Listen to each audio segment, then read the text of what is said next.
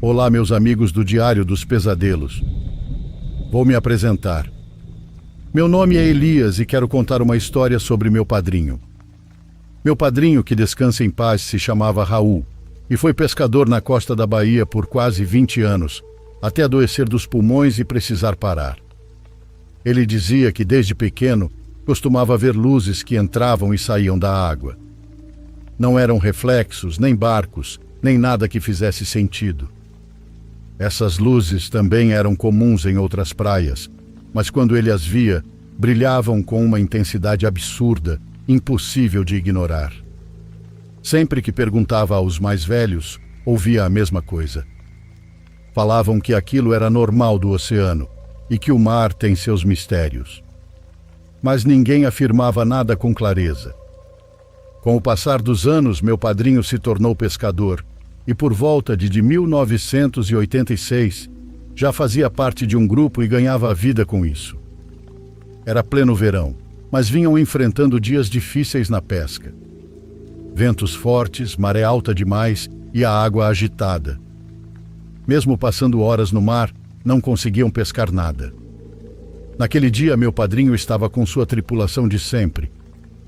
O patrão Sr. José, um homem sério e de poucas palavras, Chuchu, e outros 2 senhores cujos nomes ele já não lembrava. Ele dizia que naqueles dias parecia que algo os estava espantando de propósito, como se quisesse que fossem embora. Ainda assim não tinham escolha. Havia bocas para alimentar em casa. Enquanto conversavam, em determinado momento, algo puxou a rede com uma força descomunal. A lancha inclinou tanto que quase virou.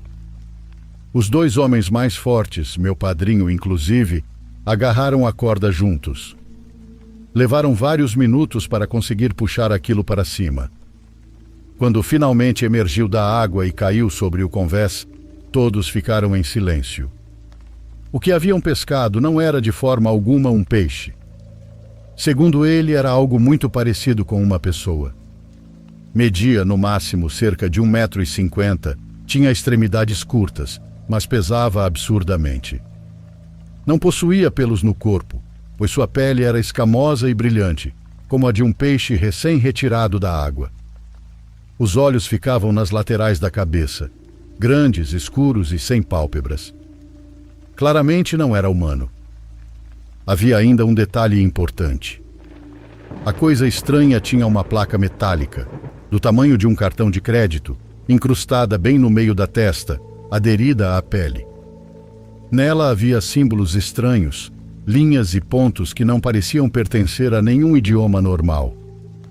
Ninguém disse nada por alguns segundos. Só se ouvia o mar batendo contra a lancha e o vento assobiando. Segundo meu padrinho Chuchu, foi o primeiro a falar. E agora, que diabos a gente faz com isso? Foi então que viram algo se aproximando no horizonte. Era grande, escuro, e se deslocava pela superfície como qualquer embarcação. Tinha luzes brancas que piscavam em sequência e algo que lembrava telas sensíveis ao toque com GPS em tempo real.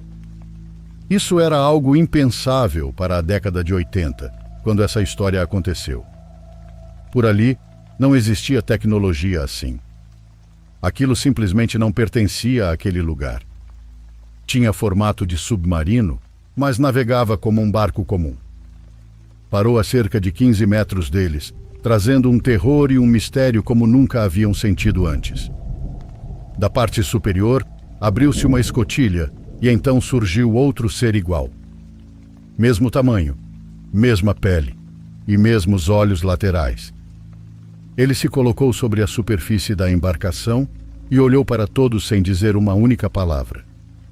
Ainda assim, todos sentiram a mesma coisa no peito. Ele estava pedindo que devolvessem um dos seus. José fez um sinal com a cabeça para os outros. Sem discutir, todos juntos ergueram a criatura e a lançaram de volta ao mar. O ser que estava na água não ficou pensando muito. Logo mergulhou, agarrou o corpo como se não pesasse nada e o levou de volta para a embarcação. Em segundos desapareceram sob a água, como se nunca tivessem estado ali. Ninguém falou durante o caminho de volta. Eles pescaram o que puderam em outra área, mais distante e mais pobre, e evitaram aquele lugar por quase um ano. Quando voltavam, porque no fim sempre voltavam, faziam isso com o coração na boca.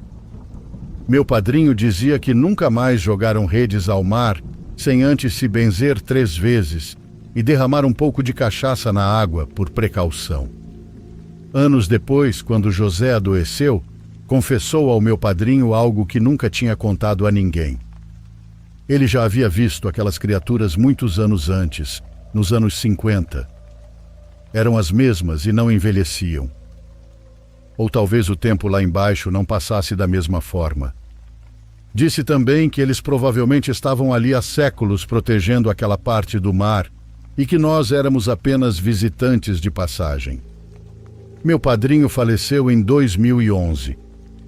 Até o último dia de vida, ele jurava que criaturas estranhas habitam as profundezas dos nossos mares e que algumas delas nem sequer são deste planeta. Essa última parte eu já não sei, mas não vejo motivos para ele mentir sobre o resto.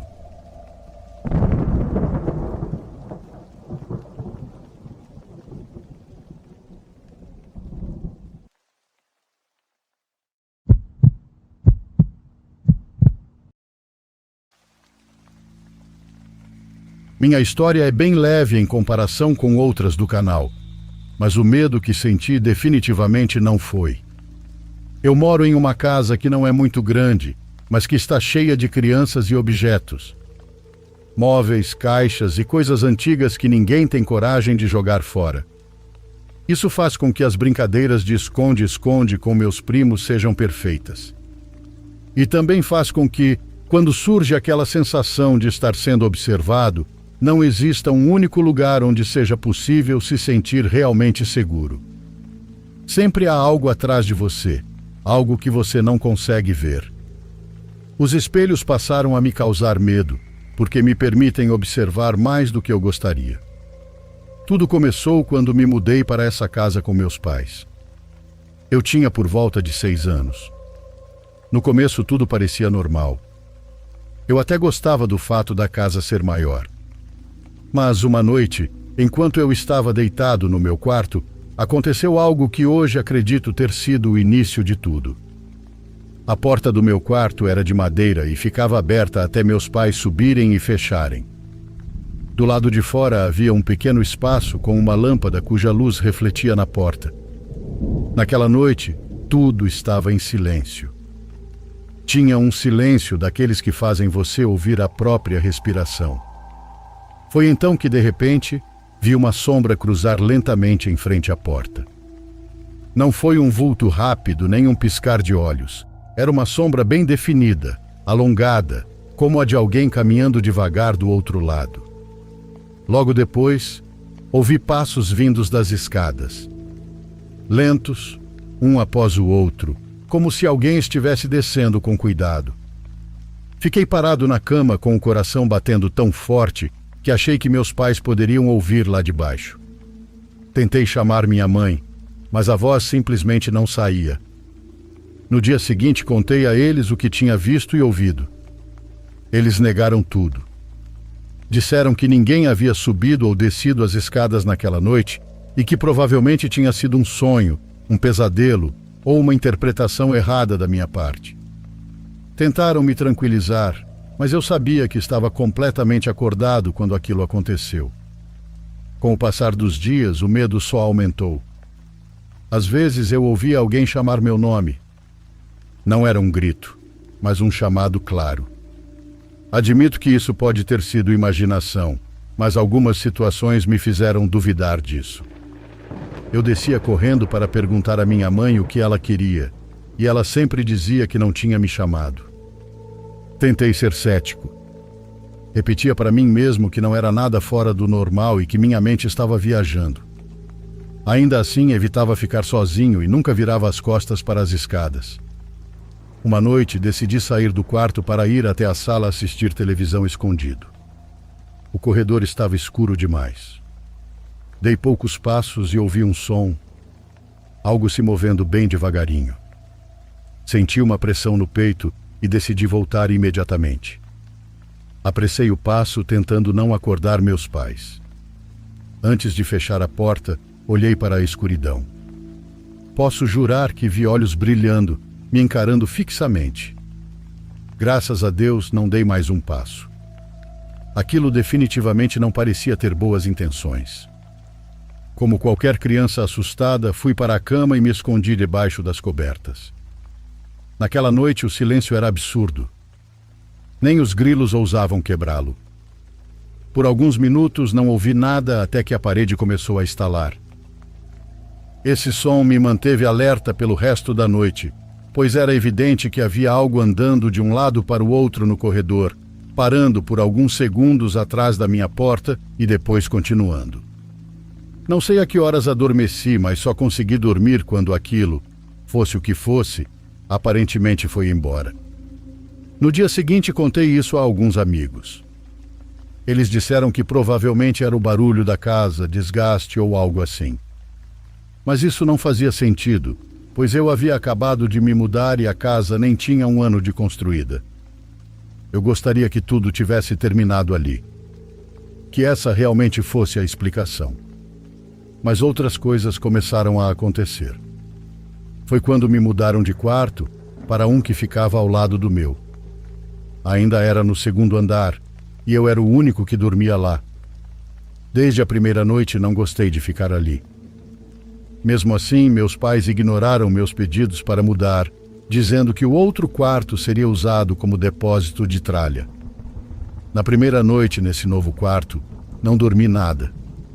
No dia seguinte, quando perguntaram sobre minhas olheiras, confrontei meus pais e contei tudo o que estava acontecendo.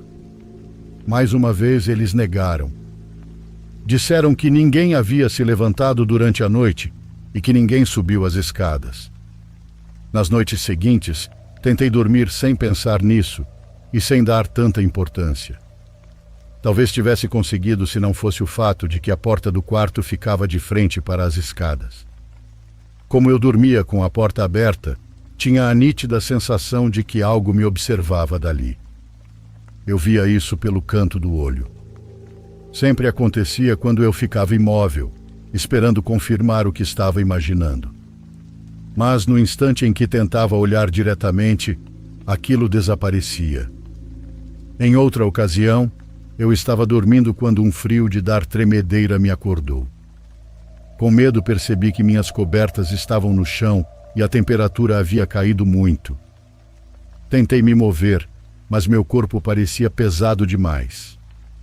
De repente olhei para o teto. Algo havia chamado minha atenção. Foi um som, como se algo estivesse arranhando o teto, mas por dentro. Prefiro acreditar que isso foi apenas um sonho, pois o som era constante e só acontecia quando eu não conseguia me mover. Eu poderia contar muito mais, mas vou me limitar ao mais importante. Em outra ocasião, meus pais saíram para ir ao posto de saúde e me deixaram sozinho em casa assistindo televisão. Estava tudo normal até que algumas horas depois ouvi um som de arrasto vindo de cima. Fiquei aterrorizado, pois vinha do quarto que antes era o meu. Os anos passaram e a situação, em vez de melhorar, piorou. Troquei de quarto várias vezes, alternando entre eles, mas isso não ajudava. No fim, meus pais me contaram algo que os deixou assustados, e a mim também. Uma manhã, perguntaram se eu estava me sentindo melhor da noite anterior. Perguntei o porquê, pois não lembrava de nada estranho. Então disseram que eu tinha saído várias vezes do quarto durante a noite e que, em certo momento, respondi a eles dizendo que estava no banheiro. Senti o sangue gelar. Eu não me lembrava de nada disso, nem sequer de ter sonhado. Nunca tive certeza de que tudo isso era realmente algo paranormal. Com o tempo, acabei esquecendo, principalmente porque houve alguns anos em que nada aconteceu. Mas nos últimos dias, tudo voltou a ficar estranho. Algumas semanas antes do fim de dezembro passado, eu estava dormindo com as cortinas abertas. Fazia isso porque a luz de fora me ajudava a acordar cedo. Mesmo assim, aquela sensação de estar sendo observado voltou. Depois disso, fiquei doente. Passei a dormir com o celular por perto, assistindo vídeos no YouTube para me distrair e conseguir dormir. Até que um dia, enquanto fazia isso com fones de ouvido, ouvi um som vindo dos pés da cama. Ali ficava uma guitarra com cordas de metal. Esse tipo de corda faz barulho facilmente com pouco contato. O som parecia como se algo tivesse encostado nelas. Nesse ponto, já irritado e lembrando do que meu avô dizia, falei em voz baixa: "Cala a boca." Nada poderia me preparar para o que aconteceu em seguida. Aquela coisa, aquela presença, que eu tinha certeza estar debaixo da minha cama, respondeu: "Tá bom." Não sei o que foi aquilo, mas desde então comecei a usar um pequeno guiso na pulseira, pois passei a sofrer com o que hoje sei que são paralisias do sono. Isso me ajuda a reagir quando meu corpo trava. Peço desculpas se minha história não ficou totalmente clara ou se não tem um final definido.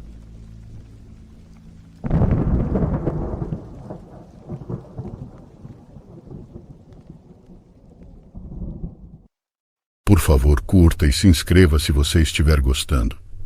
Agora continuamos.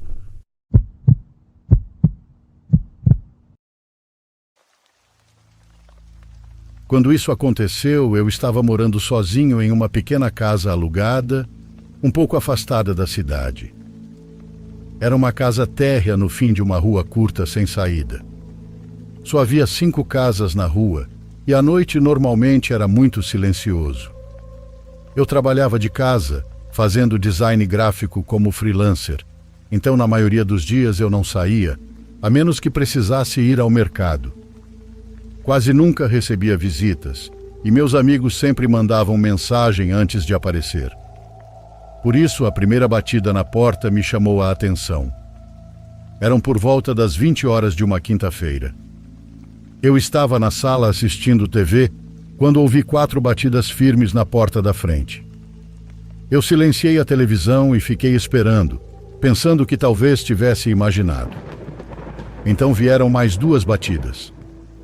Levantei e fui até a porta. Ela tem um olho mágico bem no centro. Quando olhei, vi um homem parado na minha varanda segurando uma caixa de papelão de tamanho médio. Ele usava uma jaqueta escura e um boné.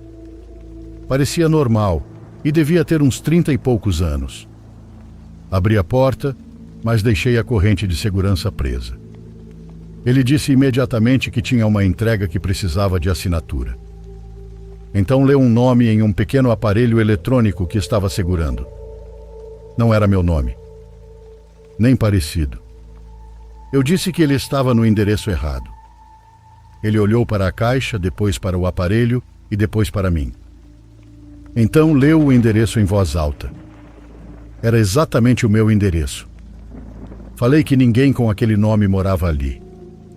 Ele ficou me encarando por um segundo a mais do que o normal, depois disse que provavelmente tinham passado a informação errada e que iria levar a encomenda de volta para o caminhão. Eu observei ele descendo pela minha entrada. Esperei ver uma van de entrega ou pelo menos um carro estacionado por perto, mas não havia nada. Ele passou pela minha caixa de correio e virou a esquina no fim da rua. Não vi para onde foi. Fechei a porta e tranquei. Tentei convencer a mim mesmo de que era só uma entrega de alguma empresa pequena, ou talvez um motorista terceirizado sem veículo identificado. Na noite seguinte, quase exatamente no mesmo horário, houve 3 batidas de novo. Dessa vez eu não abri a porta de primeira e fui primeiro até o olho mágico. Era o mesmo homem, a mesma jaqueta, a mesma caixa. Eu não abri. Falei através da porta que ele já tinha vindo antes e que ninguém com aquele nome morava ali. Ele não respondeu na hora. Depois disse que só precisava de uma assinatura e que o sistema mostrava que o pacote precisava ser entregue naquela noite. Eu disse que não ia assinar nada para alguém que eu não conhecia. Houve um silêncio longo. Então ele disse, tudo bem, e deu um passo para trás. Continuei olhando pelo olho mágico. Em vez de ir embora imediatamente, ele ficou parado na beirada da varanda, olhando para a casa. Virou a cabeça devagar na direção das janelas da frente, depois para a lateral da casa, e depois voltou a olhar para a porta. Depois de uns 15 segundos, finalmente desceu pela entrada. De novo, eu não vi nenhum veículo. Foi aí que começou a parecer estranho. Na terceira noite não houve batida nenhuma. Na verdade, eu até fiquei aliviado. Achei que talvez ele tivesse percebido o erro. Até brinquei comigo mesmo, pensando em como seria estranho se ele aparecesse de novo. Na quarta noite, eu estava na cozinha lavando a louça por volta das 21 horas, quando ouvi 4 batidas. Não foi na porta da frente, foi na lateral da casa, perto da janela da sala de jantar. Caminhei devagar até a sala de jantar e olhei para a janela, mas não tinha ninguém. Então vieram mais 4 batidas, dessa vez na porta da frente. Fui até o olho mágico. Era ele de novo.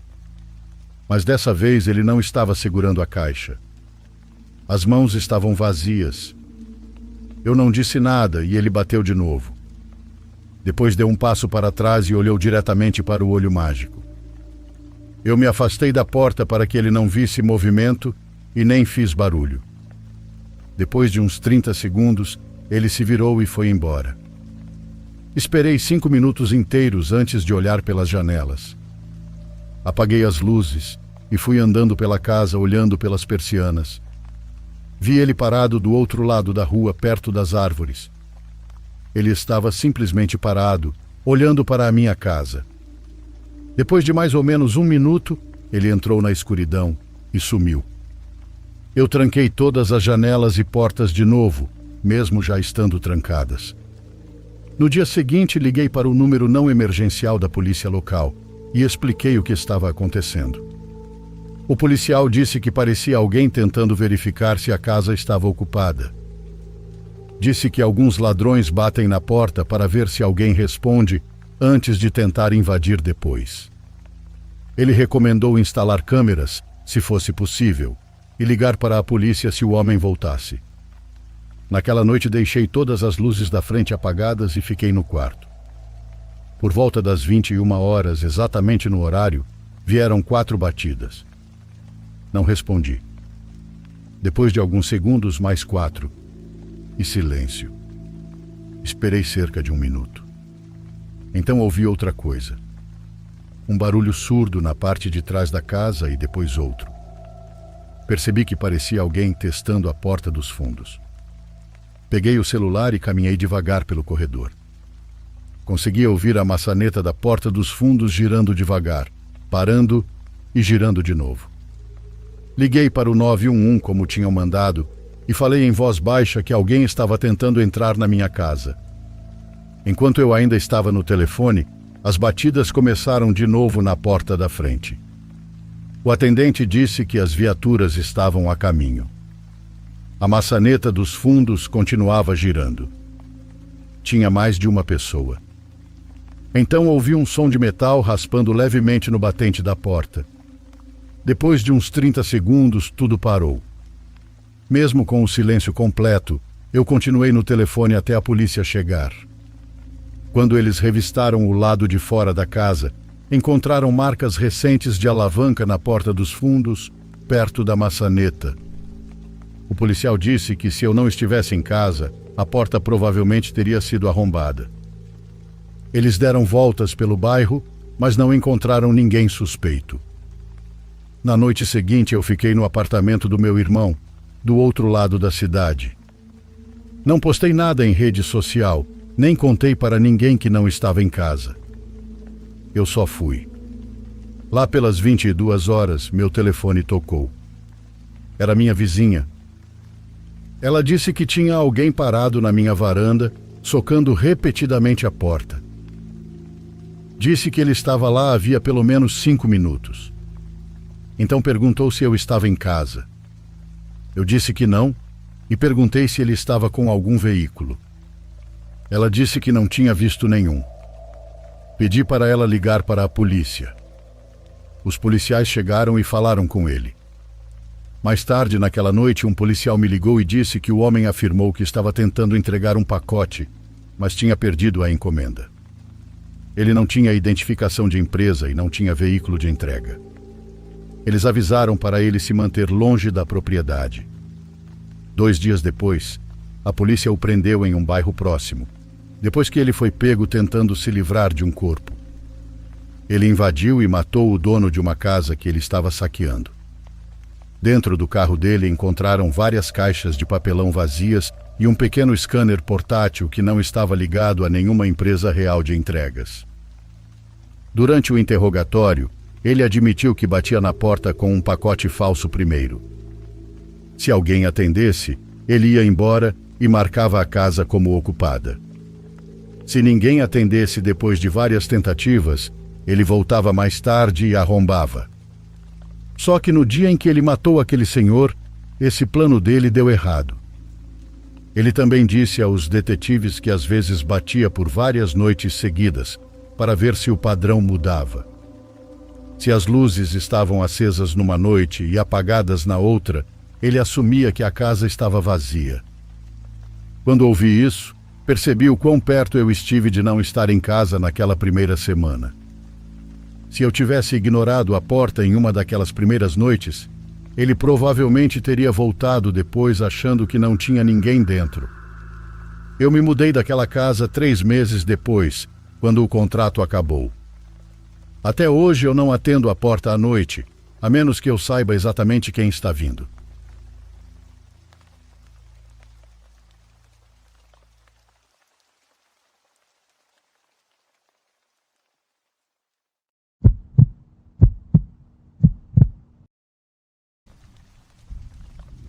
Boa noite a quem está ouvindo. Vou relatar algo que aconteceu há alguns anos, em uma estrada que eu percorro pelo menos uma vez por mês a trabalho. Prefiro não dizer exatamente qual é, porque há pessoas que reconheceriam o que aconteceu naquele dia, e sinceramente prefiro deixar assim. Eu estava dirigindo tranquilo, até com um leve sono, mas não a ponto de adormecer. Sabe quando você está dirigindo no automático sem pensar muito e de repente já está em outro lugar sem nem lembrar direito como chegou ali? Era exatamente assim. Foi então que entrou uma ligação. Não reconheci o número. Mesmo assim, atendi pelo carro, achando que poderia ser algo relacionado ao trabalho. Alô? Ninguém respondeu. Mas também não era silêncio, pois havia uma interferência muito forte, como uma estática agressiva. Falo daquelas que incomodam tanto que você precisa afastar o aparelho do ouvido, só que no meu caso, o som vinha pelos alto-falantes do carro, então não tinha como escapar. Alô? Repeti. Tentei abaixar o volume, mas não adiantava nada. Era como se o som não dependesse do telefone. E então, no meio daquele ruído, eu ouvi algo. No começo não entendi o que era. Pensei que fosse minha mente tentando encontrar padrões no barulho, mas não. Eram vozes. Pessoas gritando. Não eram gritos claros, eu também não conseguia distinguir palavras completas. Era mais desespero. O som puro do desespero. Muitas vozes sobrepostas, como se ninguém estivesse ouvindo ninguém. Senti algo estranho no corpo, um desconforto difícil de explicar. Quem está falando? Quem está falando? Claro, não houve resposta. Só aquele som e os gritos. E o pior é que eu não conseguia controlar o volume. Não diminuía e não mudava, só continuava alto e constante. Aquilo começou a me deixar desesperado. Sem pensar muito, encostei o carro no acostamento. Foi um impulso. Eu só sentia que não podia continuar dirigindo daquele jeito, que precisava parar para desligar o telefone e para fazer aquele som desaparecer. Parei o carro ao lado da estrada e desliguei a ligação. O silêncio voltou de repente. Fiquei alguns segundos parado, olhando para frente, tentando processar o que tinha acabado de acontecer. Peguei o telefone para conferir e não havia nada. Nenhum número, nenhuma chamada perdida e nenhum registro. Foi como se nunca tivesse existido. Respirei fundo, me ajeitei no banco e voltei a dirigir. Não avancei muito até começar a ver luzes mais à frente. No início, achei que fosse apenas trânsito, mas conforme me aproximava, percebi que havia algo errado. Os carros estavam parados e então vi a fumaça. Preta e densa. Fui me aproximando até enxergar tudo com clareza. Um caminhão havia se chocado contra vários carros que estavam parados na fila da praça de pedágio. Não sei exatamente o que aconteceu, mas o impacto foi tão forte que alguns veículos ficaram completamente esmagados. Alguns estavam em chamas. Encostei o carro como pude e desci. Corri junto com várias pessoas que, em vez de se afastarem do perigo, corriam em direção ao fogo para ajudar. Eu não sou uma pessoa corajosa, mas naquele momento fui levado pelo impulso coletivo. Havia gente gritando, alguns tentando sair dos carros, outros já do lado de fora tentando ajudar como podiam. Não pensei muito, apenas corri para onde achei que poderia fazer alguma diferença. Tentamos abrir portas, tirar pessoas e afastá-las do fogo. Nem todos puderam ser salvos. Isso é tudo o que vou dizer. Depois de um tempo, começaram a chegar ambulâncias, policiais e bombeiros. Aos poucos fomos sendo afastados. Quando já não havia mais nada a fazer, voltei para o meu carro. Me sentei e foi ali que eu desabei. Não apenas pelo que tinha acabado de ver, mas porque entendi algo. Se eu não tivesse parado, se não tivesse recebido aquela ligação, eu estaria ali naquela fila, naquele exato lugar. E não sei quem ligou. Não tenho a menor ideia. Não sei o que foi aquilo que eu ouvi, mas os gritos eram exatamente os mesmos que ouvi depois, já fora do carro, na realidade do acidente.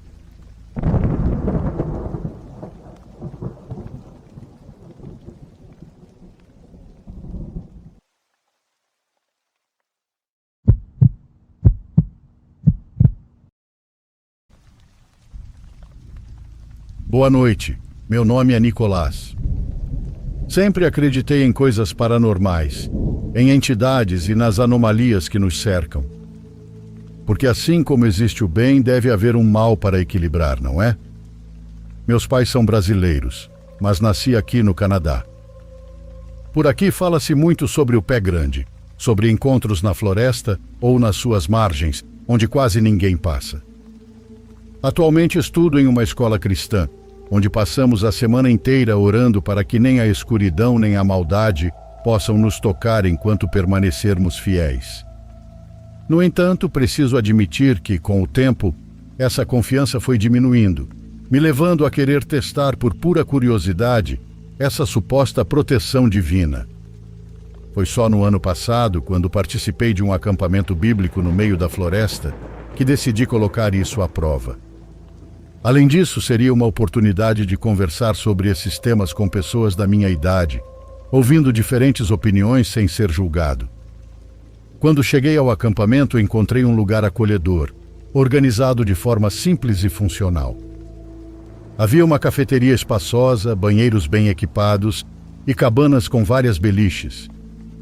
Tudo ficava muito próximo, a poucos passos de distância, o que me dava uma certa sensação de segurança. Mas, ao mesmo tempo, estar tão limitado me fazia sentir como se aquilo me mantivesse afastado de qualquer coisa que pudesse estar escondida nas profundezas da floresta. Não havia cercas nem avisos claros sobre o que poderíamos encontrar ou onde deveríamos tomar cuidado. Todos estavam focados em aprender, se divertir e fortalecer a fé.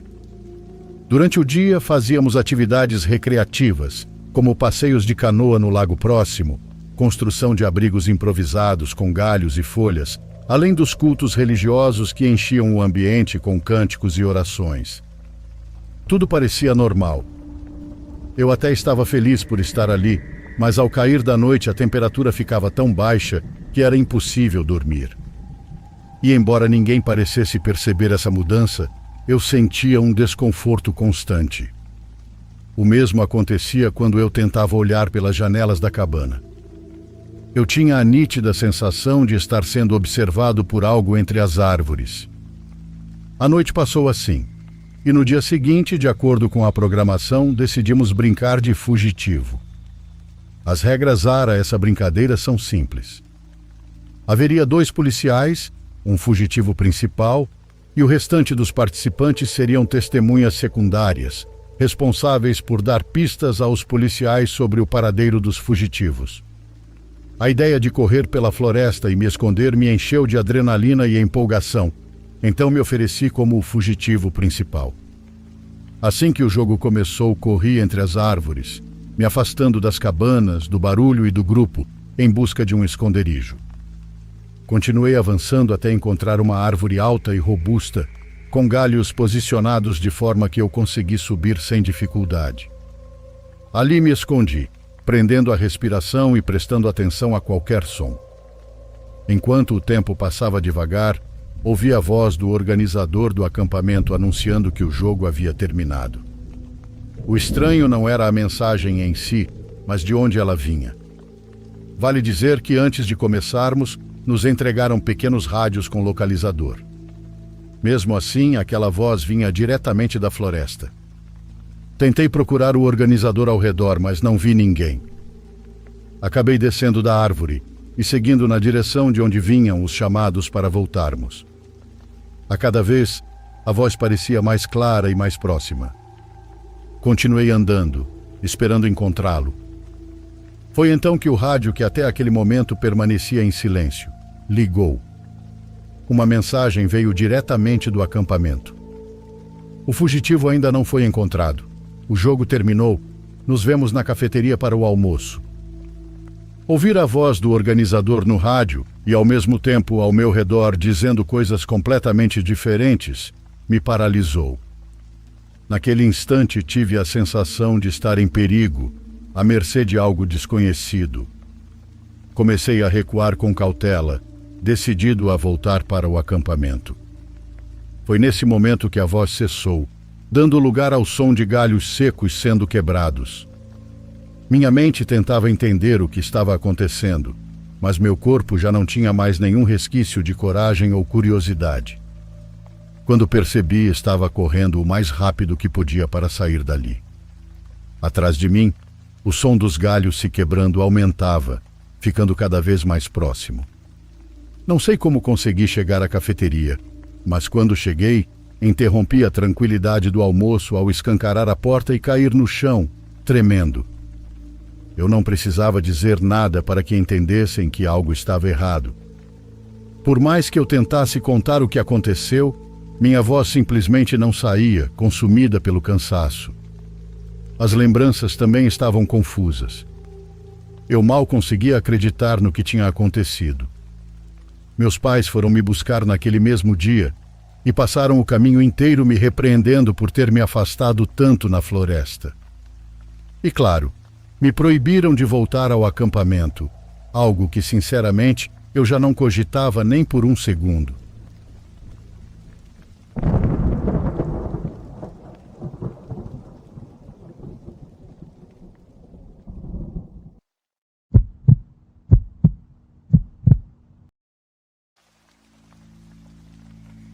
O que vou contar para vocês, eu mesmo não acreditaria se não tivesse vivido aquilo junto com o meu pai.